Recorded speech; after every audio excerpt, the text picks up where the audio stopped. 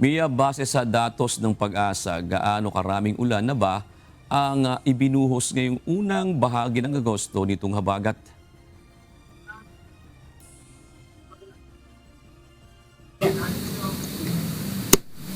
Magandang hapon sa iyo, June. Ayon sa Philippine Atmospheric Geophysical Astronomical Services Administration o Pag-asa, as of August 1 hanggang 9, nasa 511.6 millimeters na itong naging datos ng pag-ulan at ito ay katumbas ng 90% sa normal na pag-ulan sa loob ng isang buwan.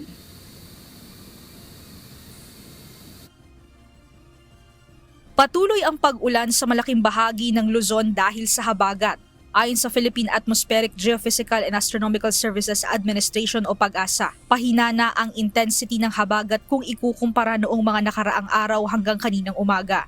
Gayunman, patuloy itong mararanasan hanggang sa mga susunod na buwan. So ngayon po, sa malaking bahagi pa din ng Luzon, makakaranas pa rin tayo ng maulan na panahon, dala pa rin po ito ng habagat. So expect po natin, likely pa rin yung hanggang sa malalakas na pagulan for the area of Benguet, Zambales, and Bataan. While dito po sa Metro Manila, yung most of Northern Luzon and Central Luzon, maging sa may area din ng Rizal, Cavite, Batangas, and Laguna. Pati po sa area ng Occidental Mindoro, nandyan pa din po yung bugso or paminsang bugso ng mga malalakas na pagulan. Ayon kay Pag-asa Weather Specialist Grace Castañeda, bunsod ng lakas at tagal na pag-ulan na dala ng habagat, umabot sa 511.6 millimeters ang naitalang rainfall sa Pag-asa Science Garden sa Quezon City mula August 1 hanggang kahapon August 9. Katumbas na ito ng halos isang buwan na ulan. Sa ngayon, wala pa namang inaasahang bagyo o low pressure area na direktang makakaapekto sa landmass ng bansa. Sa halip, patuloy pa ring makakaapekto ang habagat sa mga susunod na araw, bagamat inaasahang huhupa ang intensidad ng mga pag-ulan. Ayon sa Pag-asa, posibleng manatili ang habagat hanggang Oktubre o Nobyembre. Sa ngayon, meron tayong minimonitor na disturbance. Yung nasa labas po ng Par Tropical Storm Pelu, malayo po siya around 2,000 kilometers, more than 2,000 kilometers po yung distance niya sa atin, and also nakita natin palayo naman po yung movement nito. So hindi siya papasok ng Par, wala rin siyang direct effect, pero isa din po siya sa nag-i-influence dun sa flow ng habagat natin. Samantala, malaki ang nadagdag sa imbak na tubig ng mga pangunahing dam sa Luzon. Base sa tala ng Pag-asa kaninang alas 8 ng umaga, nadagdagan ng mahigit 8 metro ang tubig sa Angat Dam na ngayon ay nasa 170.47 meters na.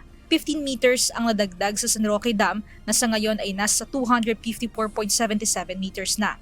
Habang mahigit 3 metro din ang nadagdag sa Magat Dam na ngayon ay nasa 174.34 meters na ang level ng tubig. Gayunman, malaki pa rin ang kailangan para mapuno ang mga ito at bumalik sa normal na level ayon sa ahensya. Since kasama din po yung area ng Angat sa Bulacan na affected po ng habagat natin, is yung mga pagulan po na dala niya is likely magko-contribute din po dun sa pagtaas ng water level po natin sa Angat Dam. Actually, yung recorded po natin in the past 24 hours is tumaas naman po ng 8.66 meters yung ating Angat Dam due to rainfall po nitong nakaraang araw. June, sa ngayon, habagat pa rin ang inaasahang magpapaulan sa iba't ibang mga area dito sa bansa. Gayunman, patuloy ang paalala ng Pag-asa sa publiko na mag-ingat lalo na sa mga banta ng flash flood, gayon din ng landslide, lalo na sa mga lugar na saturated na ang lupa sa kanila. Yan muna ang update. Balik sa iyo, June. Maraming salamat, Mia Alonzo.